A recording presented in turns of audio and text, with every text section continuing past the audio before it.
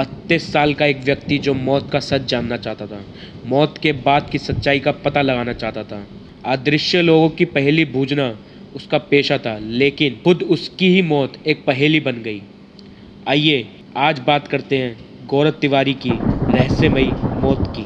2 सितंबर 1984 को गौरव तिवारी का जन्म हुआ। गौरव तिवारी बचपन से ही पढ़ाई में अच्छा था। बड़े होकर उसका सपना था कि वह कमर्शियल पायलट बने। इसलिए बड़ा होकर उसने यूएसए में कमर्शियल पायलट के लिए अप्लाई किया। कमर्शियल पायलट की ट्रेनिंग के लिए यूएसए गया। मेन गौरव तिवारी की जो कहानी की शुरुआत होती है वो यूएसए के एक अपार्टमेंट से ही होती है।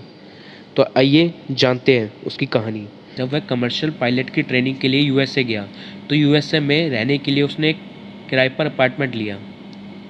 वो अपार्टमेंट उसे बहुत सस्ता पड़ गया। जब वो अपार्टमेंट में रहने लगा तो उसको ऐसा महसूस होता था कि कोई लड़की के सोने के बाद वहाँ पर आती है, हंसती है, रोती है, रात को खेलती है, कूदती है बेड पे, ऐसा उसे महसूस होने लगा। तो उसने क्या किया, पड़ोसियों से पूछा कि मेरे साथ रात को ऐसा होता है। तो पड़ोसियों ने बताया कि आपके आने से पहले यहाँ जो लोग रहते थे उनके साथ भी ऐसी घटनाएं होती थी। उस समय गौरव तिवारी डरा नहीं और उसने कहा इन सब चीज़ों का पता लगाते हैं कि अदृश्य शक्तियाँ कैसी होती। तो जिस काम के लिए गौरव तिवारी कमर्शियल पायलट बनने के लिए गया था वही काम गौरव तिवारी ने छोड़कर पैरानॉर्मल जो सब्जेक्ट होते हैं उनकी पढ़ाई शुरू कर दी। तो घर वालों को जब ये बात पता चली तो घर वाले बड़े गुस्से हुए। उसके माँ बाप कहा कि क्या रेत के बारे में जानने की क्या ज़रूरत है, जिस काम के लिए गए हो, जिस पढ़ाई के लिए गए हो वही पढ़ाई करो। लेकिन कमर्शियल पायलट की पढ़ाई छोड़कर पैरानॉर्मल की पढ़ाई शुरू कर दी। अपनी पैरानॉर्मल सब्जेक्ट की पढ़ाई कंप्लीट कर गौरव तिवारी 2009 में हिंदुस्तान वापस आता है और यहाँ आकर इंडियन पैरानॉर्मल सोसाइटी का गठन करता है।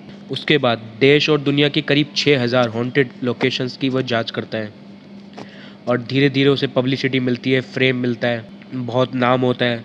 आगे चलकर जीवन में सब कुछ ठीक चल रहा होता है, शादी भी हो चुकी होती है, माँ बाप और बीवी के साथ खुशी से रह रहा होता है। फिर आता है 6 जुलाई 2016। 6 जुलाई को गौरव पूरे दिन अपने घर पर ही था। शाम 7:30 बजे वो जनकपुरी के एक हॉन्टेड प्लेस की छानबीन करने के लिए घर से निकलता है। वह जिन शक्तियों की छानबीन करता था उसके लिए देर रात तक बाहर रहना पड़ता था। जनकपुरी में अपनी काम करने के बाद वह रात 1:30 बजे अपने घर लौटता है। रात में देर आने पर मियाँ बीवी में झगड़ा होता है। झगड़े के बाद वह चुपचाप रात को अपने कमरे में जाकर सो जाता है।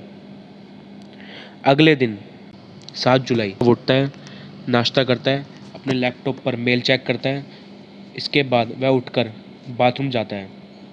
कुछ देर बाद घर वालों को बाथरूम से कुछ गिरने की आवाज़ आती है। इसके बाद जब गौरव के पिता और पत्नी बाथरूम में झांकते हैं तो वह गौरव को फर्श पर लेटा देखते हैं। इसके बाद वह उसे अस्पताल ले जाया जाता है, लेकिन तब तक उसकी मौत हो चुकी थी। मौत के बाद उसके गले पर एक काला सा निशान था।